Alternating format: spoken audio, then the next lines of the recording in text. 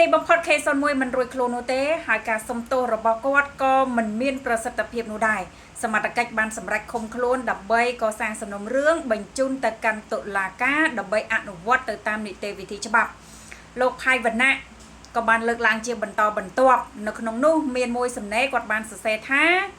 ខេសនមួយធ្លាប់តែលុតឆាត់រលាស់តែលើកនេះឆាត់អត់រលាស់នាំទុកដាក់ខ្លួនតែម្ដងថ្ងៃក្រោយចេញពីពន្ធនាគារសូមកែខ្លួនកុំខុសបន្តទៀតចាអញ្ចឹងដូចដែលបងប្អូនបានតាមដានរឿងរ៉ាវរបស់លោកខេ01តែងតែមានចាសកម្មភាពមួយចំនួនរងការរិះគន់ដោយលោកផៃវណ្ណៈគាត់បានលើកឡើងអញ្ចឹងណាចាលោតឆាត់ទៅរលាស់រហូតដល់លើកនេះគឺលោតឆាត់ទៅអត់រលាស់នាំទុកដាក់ខ្លួនឥឡូវនេះក្រោយពីចូលខ្លួនបំភ្លឺនៅស្នងការនគរបាលរាជធានីភ្នំពេញកាលពីព្រឹកមិញក៏ចាចេញព័ត៌មានមកតាមក្រោយទៀតថាសមត្ថកិច្ចបានឃាត់ខ្លួនដើម្បីកសាងសំណុំរឿងបញ្ជូនទៅកាន់តុលាការ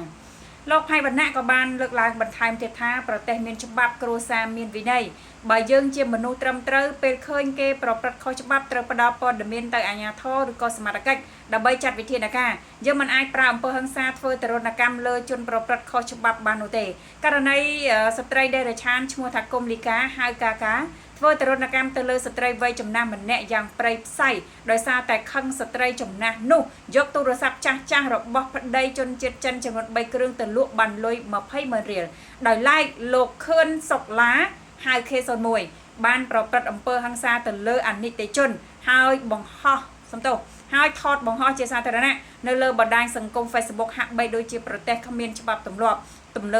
ង្វើរបស់ K01 ជាបទល្មើសព្រហ្មទណ្ឌបើក្មេងប្រុសនោះប្រព្រឹត្តខុសយ៉ាងណាក្តីគួរតែទុកឲ្យអាជ្ញាធរឬសមត្ថកិច្ចចាត់ការមិនមែន K01 មកវាយតប់គ្នាបែបនោះទេករណីទី2ខាងលើគឺជាគំរូមិនល្អក្នុងសង្គមដូច្នេះសូមទាំងអស់គ្នារួមគ្នាគោរពច្បាប់ឃើញគេប្រព្រឹត្តល្មើសកុំប្រព្រឹត្តល្មើសដោយគេនេះលោកផៃវណ្ណៈគាត់បានបង្ហោះចាពីររូបគឺរូបកាកាសាឡនមួយនិងលោក K01 មួយដាក់អន្ទឹមគ្នាហើយក៏បញ្ចេញនៅការយល់ឃើញពីព្រោះរឿងហេតុវាមកចាបន្តគ្នាអញ្ចឹងណាចាក៏មានជាមតិយោបល់ចាពីខាងលោកមេរធីដែលជាពិធីករល្បីប្រចាំស្ថានីយទូរទស្សន៍ហងមាសតែម្ដងក្រោយពីមានព័ត៌មានបញ្ជូនលោក K01 ទៅតុលាការចាត់ការទៅតាមនីតិវិធីច្បាប់ហ្នឹងណាគាត់ក៏បានបង្ហោះសារថាឪខំយកកូនគេមកកែឲ្យល្អតែកូនអត់ព្រមកែគេយកឪទៅកែវិញចប់ចាខ្លីៗពីខាងលោកមេរធីបន្តទៀតពីខាងលោកសុករាស៊ី MC សុករាស៊ីដែលជាអ្នកចិត្តដិតរាប់អានគ្នាជាមួយនឹង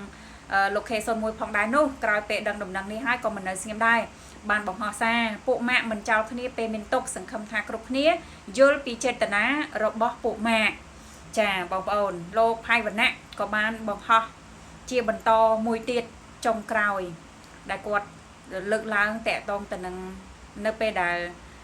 បុគ្គលមួយធ្វើរឿងមិនត្រឹមត្រូវហើយក៏តែងតែមានអ្នកទាញថាបុគ្គលមួយហ្នឹង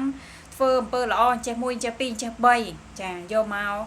ចាបិទបាំងឬក៏ឲ្យមានការអនុគ្រោះទៅលើទង្វើដែលប្រព្រឹត្តខុសរបស់ខ្លួនអីចឹងណាបងប្អូនអញ្ចឹងក៏គាត់បានបញ្ចេញជាមតិយោបល់លើរឿងនេះដែរពីព្រោះមករយៈពេលចុងក្រោយនេះគឺអាសាមានករណីបែបអញ្ចឹងច្រើនដែលថាបុគ្គលមួយហ្នឹងគាត់ធ្វើខុសអីមួយចឹងទៅហើយក៏មានអ្នកទាញថាអូបុគ្គលហ្នឹងធ្វើត្រូវ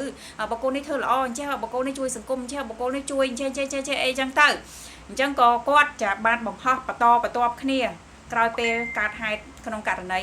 លោក K01 នេះក៏មានបងប្អូនជាមួយចំនួនលើកឡើងពីទង្វើល្អរបស់លោក K01 មកឲ្យដែរអញ្ចឹងណាបងប្អូនអញ្ចឹងលោកផៃវណ្ណៈក៏គាត់បានសរសេរថា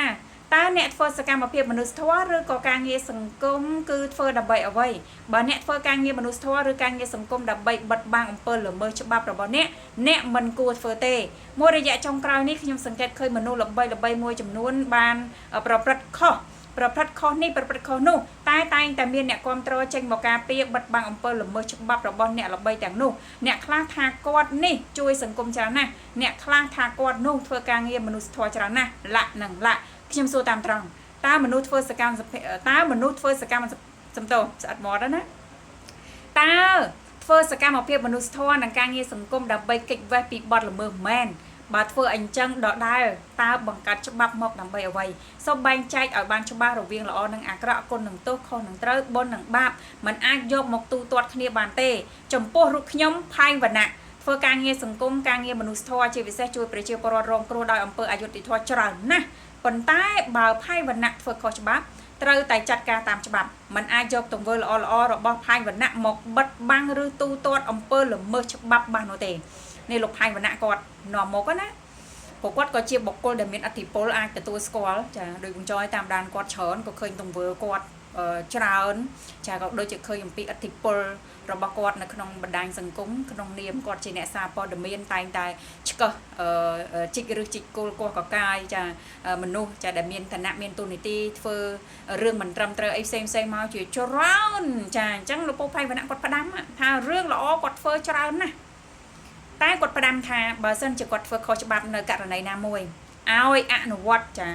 ច្បាប់ទៅលើគាត់ចោះណាឲ្យអនុវត្តច្បាប់ទៅលើគាត់ចោះមិនអាចយកទង្វើល្អរបស់គាត់មកបិទបាំងចានៅអ្វីដែលគាត់បានប្រព្រឹត្តល្មើសច្បាប់បាននោះឡើយនេះគាត់នាំមុខណាបងប្អូនណាគាត់នាំមុខហើយអញ្ចឹងលោកអ្នកដែលគាត់ស្ដាប់នៅសាច់រឿងរ៉ាវទាំងអស់នេះចាស្ដាប់ហើយយកឃើញយ៉ាងណាក៏អាចខមមិនដល់ការចូលរួមបានដូចគ្នាខ្ញុំចង់គ្រាន់តែពំនាំសាច់រឿងឯណាចាពីព្រោះមានមតិច្រើនទៅលើលោក K01 ចាដូចបងចយបានលើកឡើងនៅវីដេអូមុនអញ្ចឹងមានមតិមួយចំនួនក៏គ្រប់ត្រូលលោក K01 ថាធ្វើប៉ុណ្ណឹងវា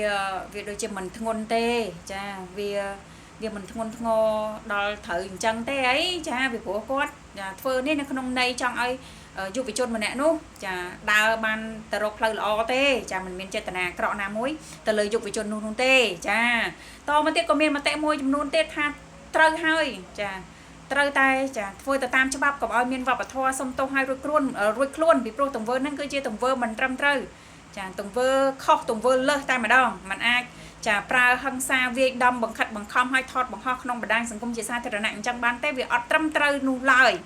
បងប្អូនមានច្បាប់ចែងណាទង្វើអញ្ចឹងវាអត់ត្រូវអញ្ចឹងអនុវត្តទៅតាមច្បាប់ទៅអញ្ចឹងណាបងប្អូនណាក្នុងហើយចានេះគ្រាន់តែថាពំនាំមកសរុបចុងក្រោយរឿងរបស់លោក K01 ខាន់ចប់ត្រឹមប៉ុណ្្នឹងហើយបងប្អូនណា